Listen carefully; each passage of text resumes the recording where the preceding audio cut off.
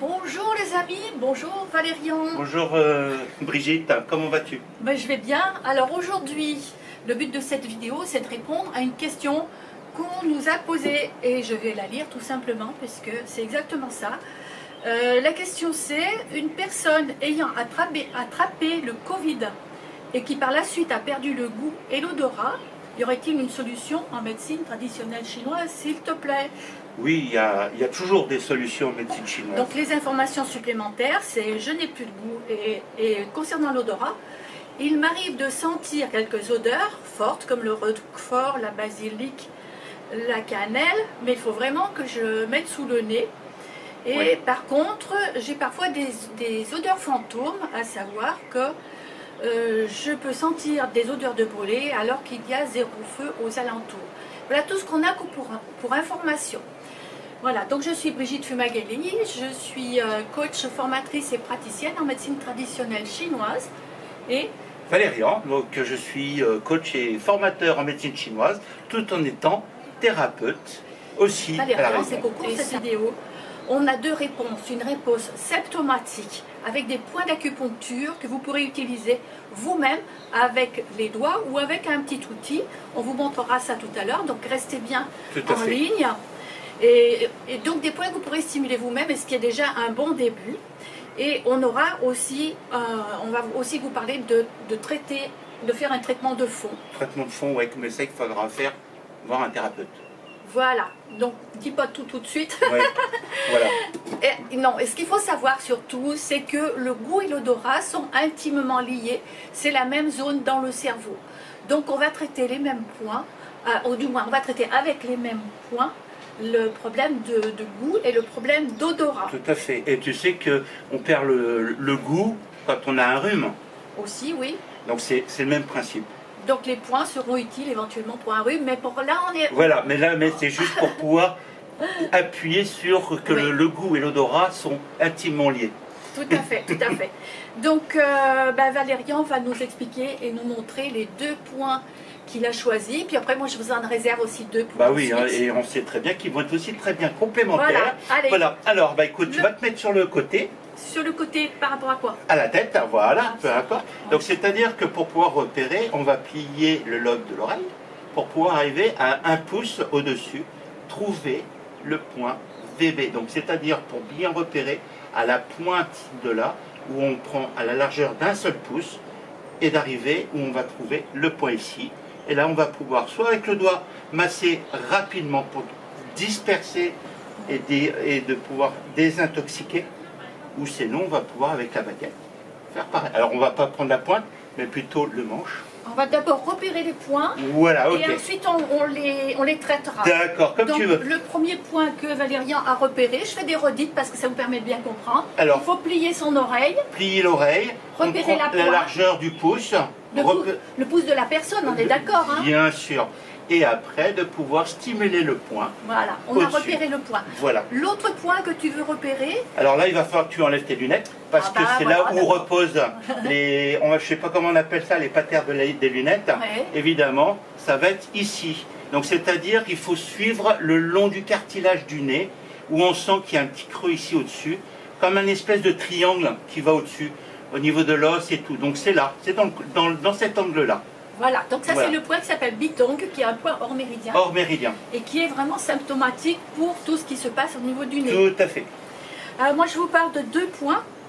En fait, souvent en médecine chinoise, on fait ce qu'on appelle des associations. Donc les deux points dont Valérian a parlé sont très bien en association. Moi je vous parle de deux autres points qui font une autre association. Mais vous pouvez utiliser les quatre, bien sûr. Tout à fait, qui sont très bien en association.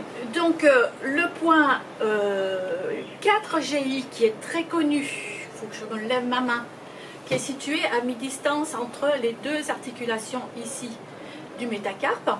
Et donc, le point se situe quand on ferme le pouce au sommet de la colline. Voilà la localisation de ce point.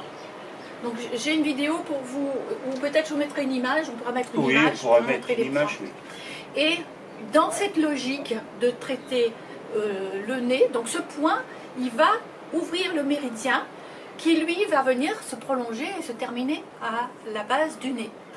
Donc l'autre point que j'associe, c'est le point qui s'appelle Accueil des parfums, qui est le 20 GI. Alors pour trouver celui-ci, sur le bord du nez, on trace une verticale et une horizontale. Et le point se trouve. Et bien sûr, on ne fait pas de l'acupuncture, donc en massage, c'est assez facile de le retrouver. On stimuler le point. Une petite vallée ou un petit creux léger. Voilà. Alors là où on en est, Valérian maintenant va nous montrer de quelle manière il stimule le point. Déjà dans quel ordre et de quelle manière il situe. Les deux points que je t'ai montrés, voilà. Dont tu as parlé. Alors, c'est-à-dire que moi je vais stimuler le point. Donc là je vais prendre surtout le manche de la baguette. Qui est arrondi déjà. Qui est plus arrondi et moins douloureux, on va dire. Et puis quand on a repéré le point, donc là on reprend les choses. Bon, après j'ai l'habitude évidemment. Donc là on va disperser, c'est-à-dire des petits mouvements circulaires très rapides, sans trop appuyer, hein, juste pour pouvoir stimuler, donc, ou même avec le doigt, ou avec la petite baguette pour être un peu plus précis. Donc si je le fais moi-même, ça peut être ça. C'est ça. D'ailleurs, sous le doigt, il y a une espèce de petit creux, on le repère assez facilement. C'est ce qu'on appelle le puits. Voilà. Voilà. Donc là, si tu veux, ça va désintoxiquer. Oui. Et je le conseille avant, pourquoi? Parce que le fait de désintoxiquer va permettre déjà de préparer la porte au niveau des odorats. Donc, oui. Voilà. C'est un petit peu comme faire le ménage avant de faire la cuisine. Voilà. Ou de vider la poubelle avant de... Tout à fait. On continue. Donc le point, ça c'était le point 8 VB qui s'appelle Schwann-Coup. Voilà. Et le point Bitong. Donc sans au lunettes, niveau il a du nez. dit. Alors voilà, donc comment là on le repère. Donc là on le repère encore. Et là on peut prendre la pointe tranquille. Et puis, mais doucement, parce qu'avec la pointe c'est quand même beaucoup très sensible. Et pareil, même principe, légèrement vers le haut. Et là, tu vois, tu sens déjà que ça commence à agir dans le fond là, ou avec le doigt. Tu sens que ça agit dans les sinus et tout pour pouvoir ouvrir les... C'est vrai que j'aime bien le stimuler celui-ci avec une baguette parce que ça peut être aussi le bout d'un stylo, un stylo comme celui-ci, le bout arrondi, vous pouvez utiliser ça si vous n'avez pas forcément une baguette sur la main. Oui. Parce qu'avec le doigt, on va moins profondément, comme le disait Valérian, un point d'acupuncture c'est un puits, il faut pouvoir aller atteindre un petit peu la profondeur. Voilà. Alors même si c'est pas un bic, tout ça, évidemment, sur la mine, pour pouvoir, un petit bourron pour pas se faire mal. Une petite pointe qui soit ronde, bien arrondie, qui soit pas, bien sûr, pas blessante. Voilà. Pour stimuler les points dont je vous ai parlé, donc le 4 GI Régouf, on l'a repéré ici. Moi j'aime bien aussi utiliser la baguette, parce que pour moi-même, donc c'est un point qui peut être stimulé à la main aussi, mais on a un effet plus rapidement profond avec une baguette ou avec un stylo, ça le fait bien aussi. Tout à fait. Voilà, et le deuxième point que j'associe, c'est le point accueil du parfum qui est à l'aide du nez. Celui-ci, je vais orienter en direction du visage. Parce que l'orientation du point est importante. Valérian nous a montré que le point Bitong se stimule un petit peu vers le haut. Celui-ci, on va le stimuler vers l'intérieur, c'est-à-dire vers l'os de la mâchoire. On va sentir l'os de la mâchoire. C'est ce qui va permettre d'ouvrir et d'accueillir les odeurs. Voilà, donc on a vu... Le goût. Oui, tu as raison, les odeurs et le goût. Donc on a vu les points d'acupuncture, on a vu comment les stimuler. Maintenant, à quelle fréquence? Moi je le recommande pour le moment, au début, 1 à 2 fois par jour. Une fois le matin, et puis une fois, pourquoi pas le soir, avant d'aller se coucher. Et même plus, si vous avez envie, bien sûr. Il n'y a pas de... Mais il faut de toute façon, c'est pas en le faisant une fois par semaine, vous n'aurez pas de résultat, je vous le dis tout de suite. Hein. Non. Donc soyez... faites patient aussi. Faites patient, mais il faut être actif. Tout à fait. Voilà. Donc on vous avait dit au début qu'on avait 2 propositions à vous faire. Donc ça c'était la première, masser des points d'acupuncture vous-même. Maintenant, on va vous parler de du deuxième type qu'on peut apporter pour solutionner ce problème. Si cette façon n'a pas fonctionné, ou si vous voulez de l'aide, donc... Alors là, moi je recommande pour la seconde d'aller voir un thérapeute pas très loin de chez vous.